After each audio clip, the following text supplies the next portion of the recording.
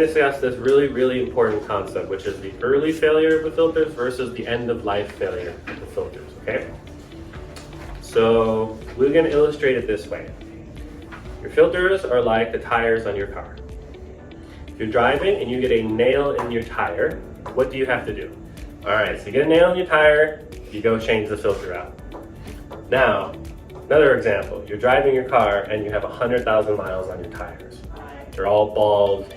What do? You go get new tires and change the tires, okay? So both instances, you went to Discount Tire and bought a new tire or tires, right?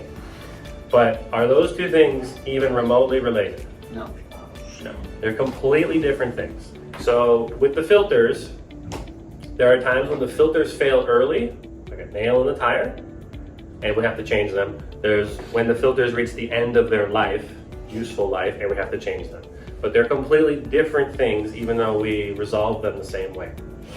So it's important to understand the difference, because sometimes we mix the ideas all together and then it causes us to do all kinds of crazy maintenance things and operations things that really are not ideal because we don't have a clear distinction, right?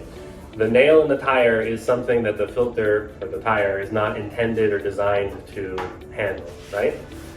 Okay, there's stuff that causes the filters to fail early that they're not designed to withstand, and that's why they fail early. The failing after many years of service is part of the design, and they only have so much life in them.